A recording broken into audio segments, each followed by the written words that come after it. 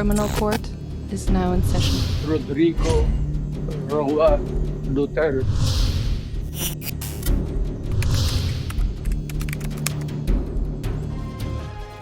Kaugnay ng apela ng kampo ni dating Pangulong Rodrigo Duterte na interim release o pansamantalang paglaya, kausapin natin ang isa sa ICC accredited lawyers na si Atty. Joel Butuyan. Magandang umaga at welcome po sa Balitang Hali. Magandang umaga, Rafi, at sa lahat ng ating televiewers. Opo, ano po yung posibilidad sa sinasabi ng kampo ni dating Pangulong Rodrigo Duterte na pumayag daw ang gobyerno ng isang ICC member state na manatili sa kanilang lugar ang dating Pangulo? Rafi, naghain ang kampo ni former President Duterte ng application na mabigyan siya ng interim release. At itong application na to ay dadaan pa sa proseso, no? Kukunan pa ng komento ang prosecution, ang Victims Council, at pati na rin yung sinasabing nasyon, no? Na pumayag na mag-host kay Mr. Duterte habang siya ay nililitis. Hindi pa pinapangalanan itong country na to. Pero ang duda ko ay malapit lang sa seat ng ICC, malapit lang sa Netherlands dahil kailangan mag-attend ni Mr. Duterte sa trial na mangyayari sa kanyang kaso. Kapag sinabing interim release, ano-ano po yung sakop nito? Interim release dahil temporary siya habang yung kaso ay nililitis, siya ay ilalabas doon sa may detention center ng ICC.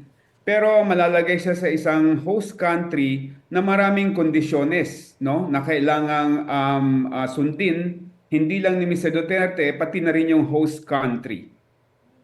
Sa kasaysayan po ba ng ICC, may mga napagbigyan na sa interim release? At ano po yung mga konsiderasyon dito?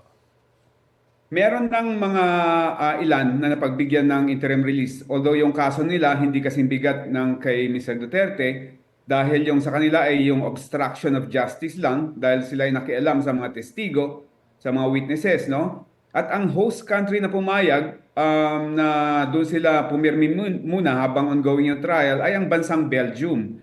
Kaya ang number one suspect ko ay ang Belgium ang pwedeng pumayag kay Mr. Duterte dahil ito ay malapit lamang sa Netherlands. In fact, mga less than 1 hour lang dahil border country siya.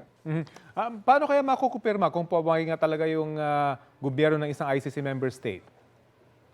Malalaman natin yan in due time kasi o-orderan ng ICC judges yung prosecution sa yung Victims Council and pati na rin yung country, no, which agreed to host Mr. Duterte para alamin kung papayag sila sa mga kondisyones na ipapataw ng korte para sa interim release. Yun bang interim release ay may kinalaman din kung gaano kabigat yung ebidensya laban dun sa akusado?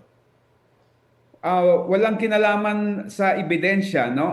Dahil ito ay ang consideration dito, yung flight risk, kung baka mag-escape si Mr. Duterte while ongoing yung trial. Pangalawa, yung epekto sa mga witnesses, kung baka mamaya matatakot yung mga witnesses, no? Kung siya ay marirelease. Pangatlo ay yung possibility na baka ulitin niya yung mga krimen na ginawa niya before kung siya ay re-release, no? At apat yung tinatawag na humanitarian considerations.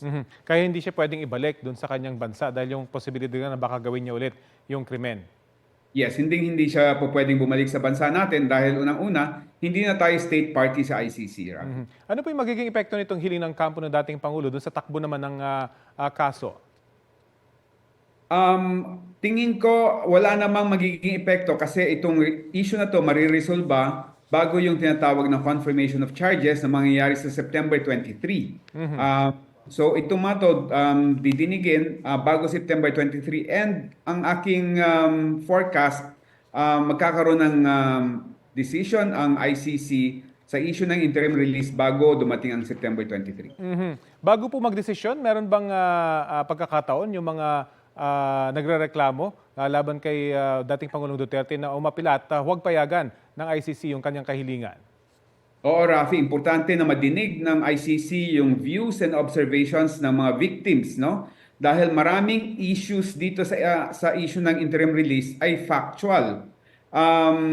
Tungkol dun sa may epekto sa mga witnesses, sa mga biktima, no? Dahil nung ano nga, kahit na naaresto na si Mr. Duterte, takot pa rin yung karamihan ng mga biktima na lumabas at mag-participate sa ICC. Edi mas lalo na ngayon na kung sakaling